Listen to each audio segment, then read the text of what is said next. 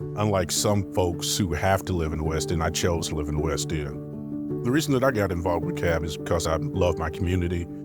As someone who majored in public health, I see the importance of vaccines. I know for a lot of people, they think public health is just healthcare, but it's actually involving the community. I think the main thing is education. There's a lot of misconceptions, there's a lot of conspiracy theories. Also, you have a lot of people in this community who don't have a relationship with their healthcare professional. I'm hoping that we can let people know that, your health comes first and that there are people there who care about you and want to fight for your benefit. Go to the website, we got tons of information for you. Vaccines, going to the doctor, these things are for their benefit, and I just want to advocate for them to let them know, hey, I'm always on your side. You have someone that's willing to speak out for you if you feel like you don't have anyone in your corner.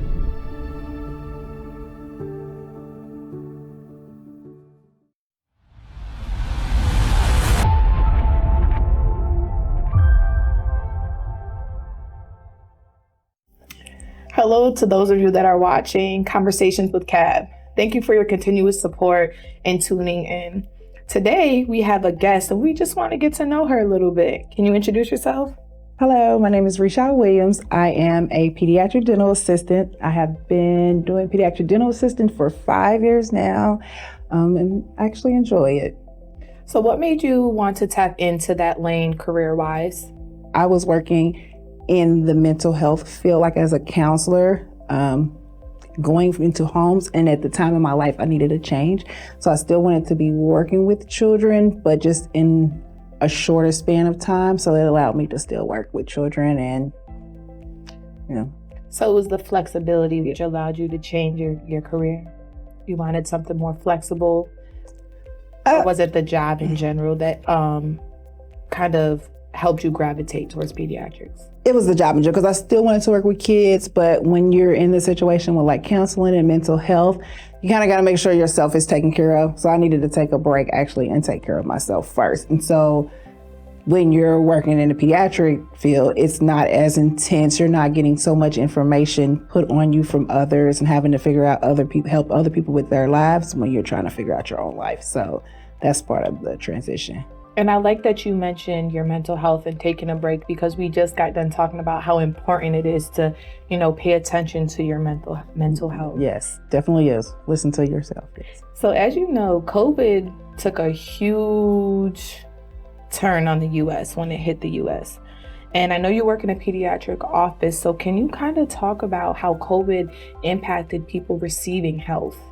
So normally in any dental practice, you want to see your patients at least twice a year. Those will give you their routine checkups. They can make sure there's no cavities. Once a year, you'll take x-rays.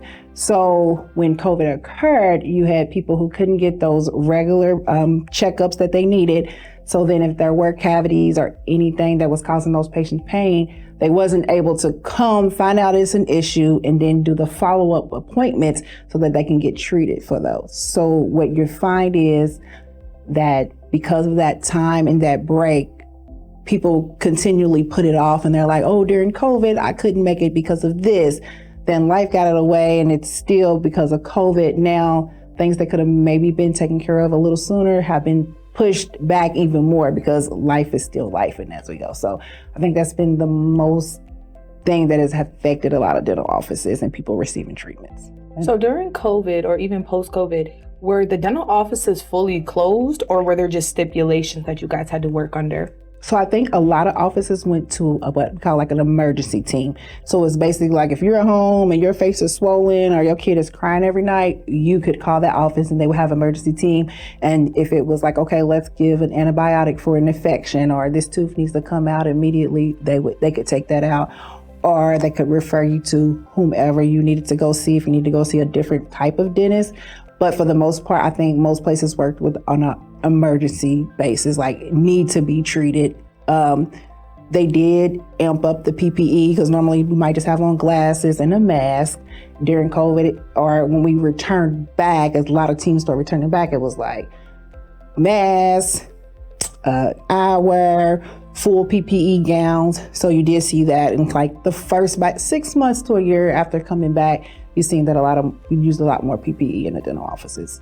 So in order for children to, get reestablished and get their health appointments back, did they need to be vaccinated, or could they just come and reschedule once COVID was completely over and the offices reopened? I think that was on the office basis. What they expected I think one of the main things that the offices did upon people returning back was checking temperatures. We all were getting our temperatures checked to see if we had fevers. Are you coughing when you come in? So it's kind of like a quick overview.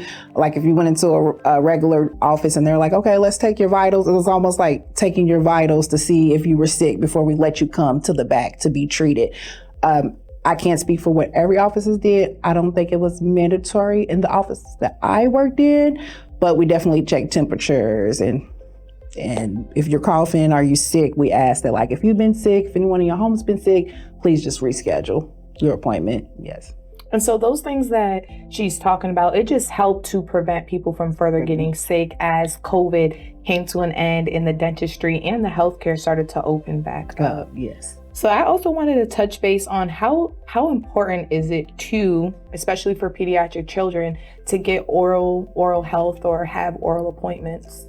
It is very important. I know a lot of us think these are baby teeth.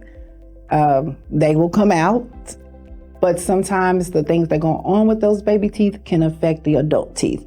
So losing teeth too early can affect how the adult teeth know how to come in, because some teeth will come out and what happens is those adult teeth follow those teeth. And if they come out when the kid is 2 and it doesn't know where to go. It's just like, hey, I could come in here, I could shift, I could go wherever. So that's one of the reasons why it's so important for kids to see a pediatric dentist. And so do you have any personal story or maybe like a heartfelt story of a child that you've encountered who had like a severe oral issue that could have been prevented but wasn't prevented because of COVID? So there are plenty of stories. And it just happens that just like all of us, we all have personalities, right? So some kids will come and they just got a great personality, so it sticks with you more. But I will say in that when you're seeing stories, they're all kind of hurt because when they're 2 and 3 and 4, you have a stranger laying you back, and then they're all in your mouth and doing things that you like, what is going on? You can hear sounds that you're not familiar with, so you got tears and you're trying to guide them through, like, it's okay, we're here to help you. And then the parents are also upset because here goes their baby who doesn't know what's going on, and you're trying to help their kid. So they all it's all just like painful. It's like you leave work some days like, oh goodness. But I think that some of the things that we do are preventable. However, we're not aware. And I think that the awareness should probably start when moms get pregnant, or I won't leave out dads. So mom's pregnant, but dad should know too, because some dads may need to step up more. Maybe mom's not able, maybe she doesn't know. So I think that knowledge should start as soon as a woman is pregnant. We thank you so much for educating us on oral health and just, your opinion on how healthcare for children, especially orally, was affected by COVID. We thank you so much for educating us on how important it is for pediatrics to receive oral health, and also explaining how COVID-19 has had an effect on pediatric health. For any more questions or for further resources, please go to www.westlouisvillecab.com. Until next time, thank you.